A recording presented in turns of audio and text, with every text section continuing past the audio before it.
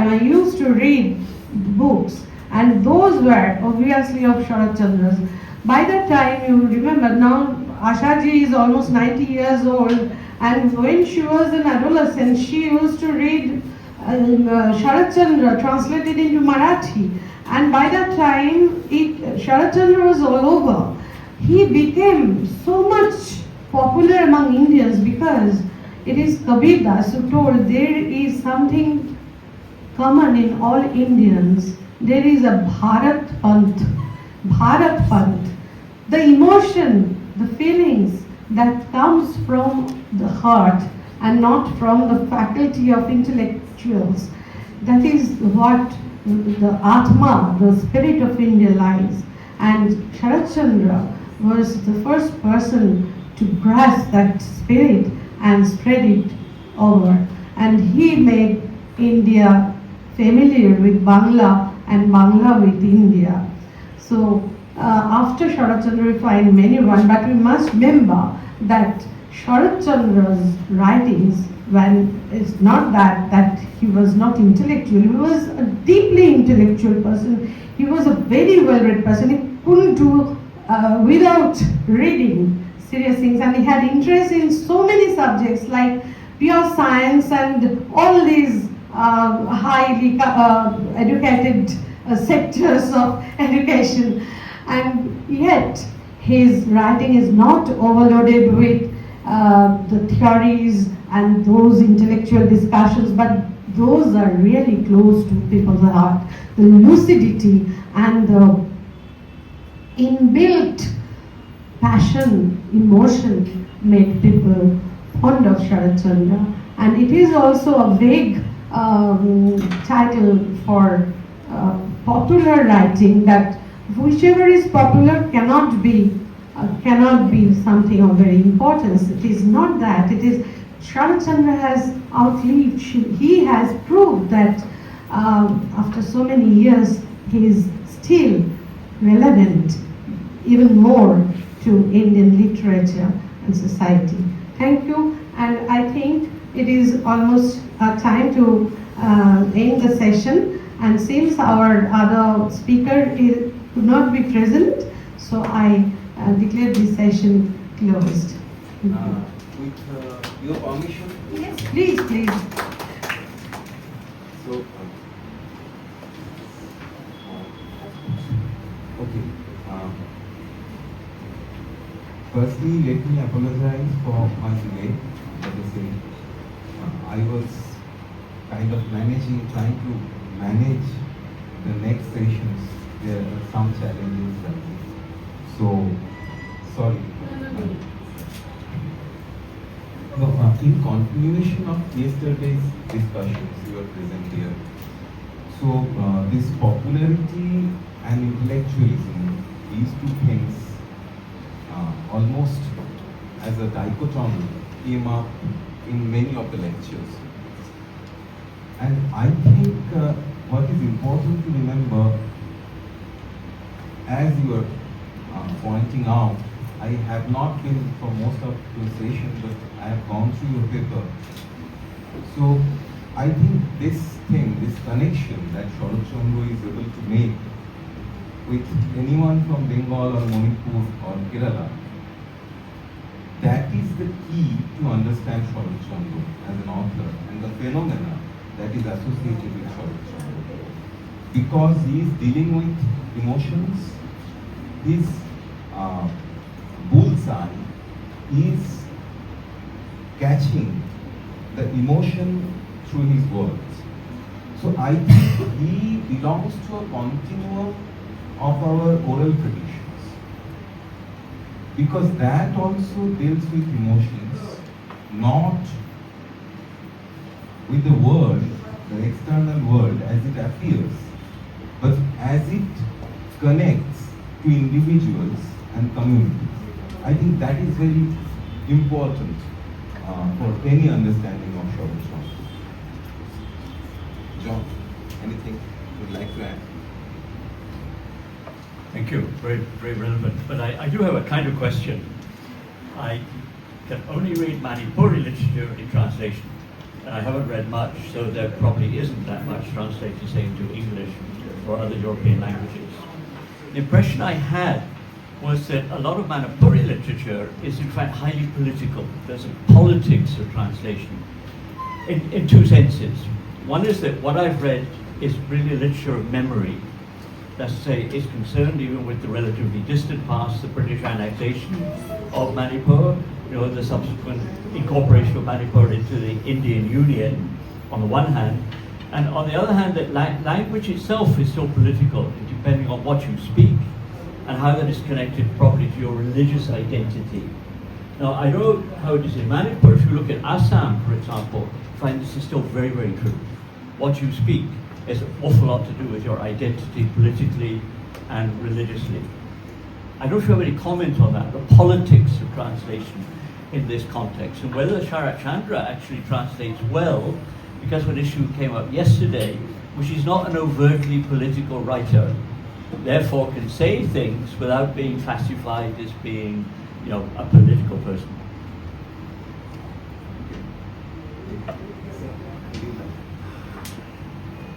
Thank you.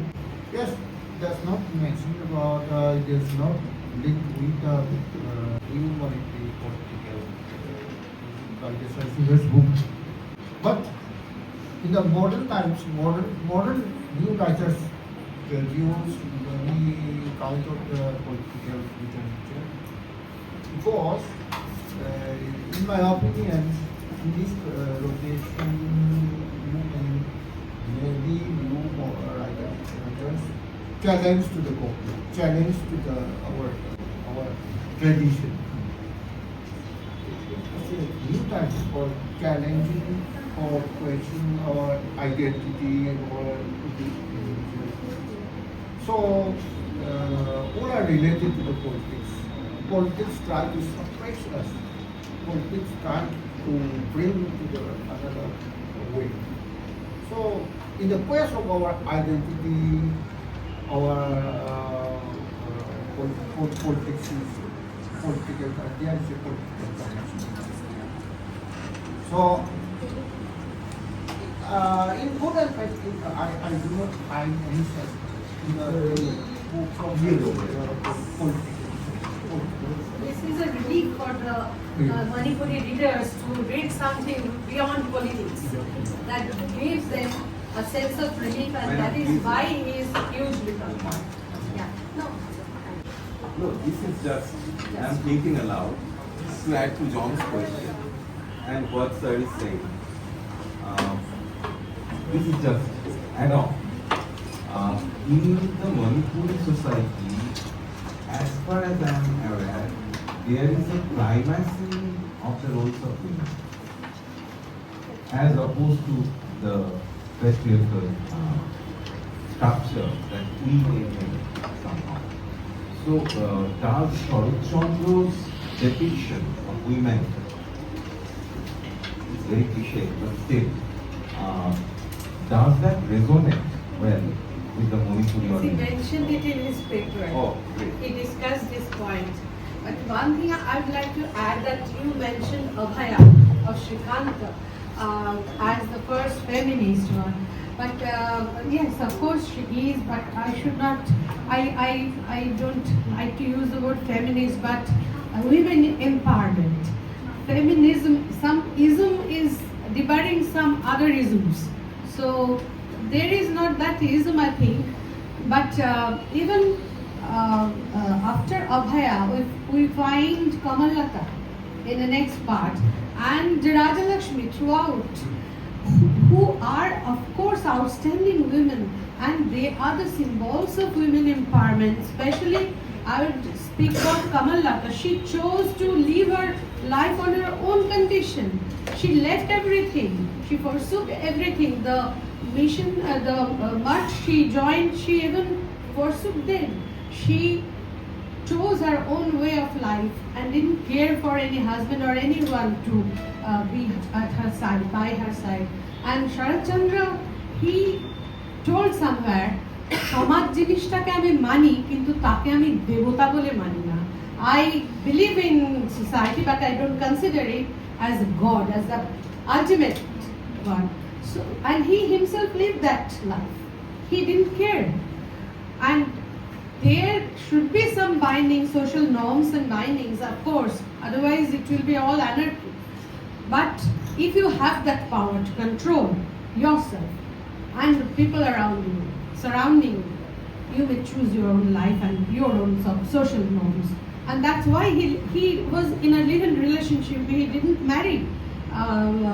Yes, Kiranmoi Devi. And Kiranmoi, you see in Charitra hymn, she is also an outstanding person. She was so-called someone a fallen woman, but she became not less than a goddess. However, I should now Just look at one the second. yes, of course. Actually,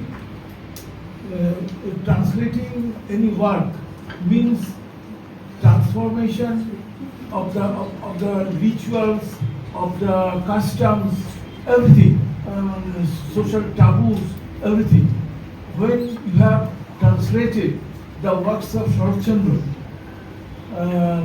because the culture of Manipur, culture of West Bengal is different. Do you feel any, problem in translating different rituals, different taboos into your social strata?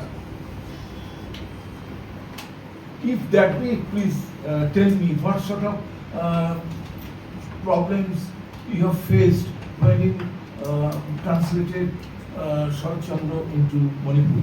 The cultural gaps you mean. I understand. Please try to be short as we are already behind our time.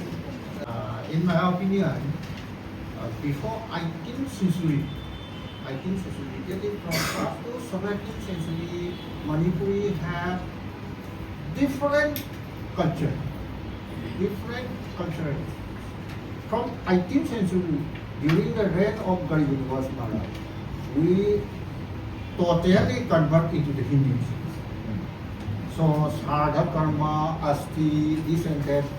The cultural gap is so much small because we turn into the Hinduism totally from Yengminnasi Maharaj.